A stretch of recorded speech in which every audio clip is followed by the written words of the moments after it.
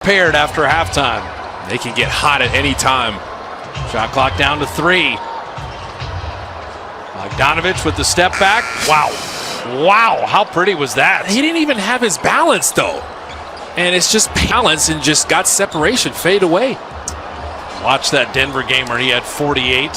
Steph, an open 3, and Royce O'Neal's like, he got one on me.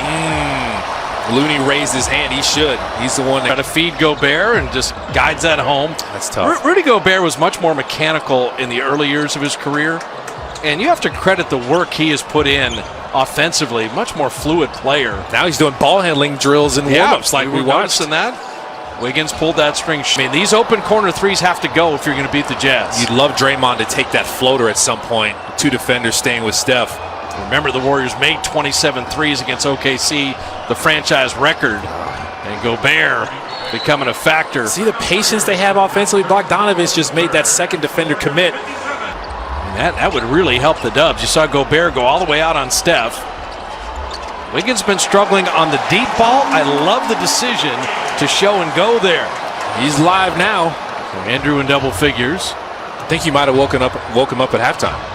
Just saw Gobert change things. And Bogdanovic, great pump fake, and he had missed the layup, but Rudy Gobert is asserting himself here in the third. Just using his size. Looney had outscored him in the first half 5-3. So Utah's had the edge the first 4 minutes. That's not good. Just caught him sleeping. They weren't ready to defend. He had guys standing straight up. Bazemore. Let's not settle for, I mean, what discussion happens when someone that big subs out? I wouldn't put it past Draymond to say something. He's the talker. But these are high IQ offensive players, and especially Steph. He knows, listen, my 3-ball may not be as good as it normally is right now, but I can score from anywhere. And if they're going to give me the lane to the rim, I'm good with finishing. I'm finishing better than that side was ready for, even though it was helping in. Steph beat the double team that time. Teardrop.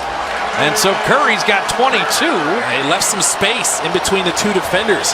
Steph can burst through that. Rips that out of his hands easily. This year, built up, been pumping iron.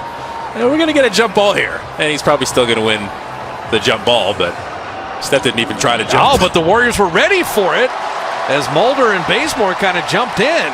Shot clock at 1, fade, fire, and hit. And that's some found money right there.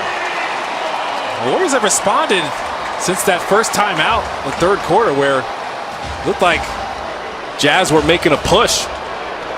Utah had tied it. And the Dubs scratching, clawing, grinding. Forrest down the lane, and he will get to the line. You got to know that's what Forrest wants to do. He's not a great 3-point shooter, but he can get downhill. Look at Bazemore. Just looking at the clock. Exactly, Kalena. That's the thing. And that replay shows it perfectly. When you're in the league 9 years, he got the ball and went, wait, the shot clock's not reset on a jump ball. Oh, yeah. I'm down to 2. I got to do something. That's here. that veteran poise under pressure. And Steph's like, yeah, that's my guy. So Forrest, you're thinking, hey, they've got Donovan Mitchell, they've got Conley. I'm not going to get, oh, wait, they're both hurt? I'm in. And so this is good for Utah. They're already one of the deepest teams, but to get into their 10th, 11th guy, because in the playoffs, you're going to need everybody. And Forrest is pretty good at getting penetration. He'll break the paint, make a play, draw the defense in, kick it back out, or try to score himself. He didn't flail too much, though, but. So Steph, 3 free throws powered by Cisco WebEx.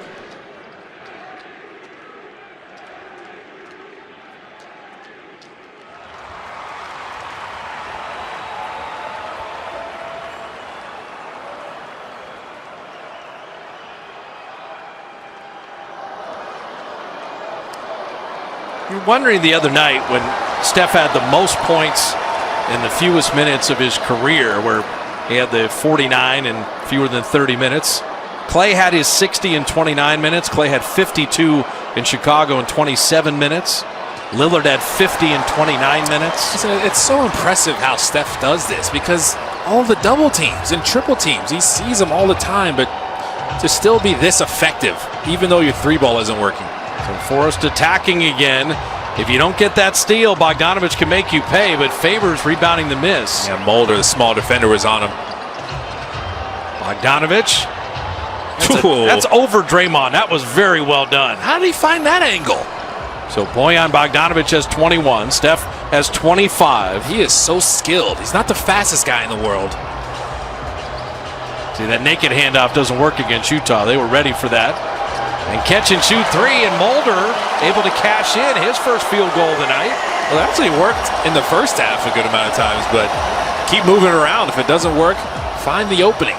Bojan with a nice skip pass. They run Clarkson off the line, but you might want Clarkson staying at the line because then Steph and Draymond are going to sit. Curry three, rimming out. And Gobert will send Clarkson on his way. But they're using Gobert in those pick and rolls. He's not close to that screen. Steph's going to get great looks off of that. Clarkson had it knocked away. Draymond. And Bazemore will pick up a foul. Draymond's too good. Remember earlier in the game when they were getting Gobert under the defender, that ball screen defender, and Draymond just stabbed at that drive. He got a piece of it. He was probably going to pass it to Gobert. Draymond saved the layup. Draymond will expand on this in interviews. You see it because you played. He sees the play before the play. Right. You know, you're like, how does he react? Because he's already, it's a Gobert drag screen or a high screen roll. And so he knows all the angles, but he's anticipating where the pass is going to be. And that's why he's so good. I think it's his talent, his natural instincts, but it's also watching film and just studying your opponent. Knowing what their tendencies are. The craziest thing for Draymond, I thought it was just bragging many years ago, was being drafted 35th. He said, I know all 34 teams that passed on me. Don't know. And I'm like, yeah. And he named them all. Yeah. I was like, okay.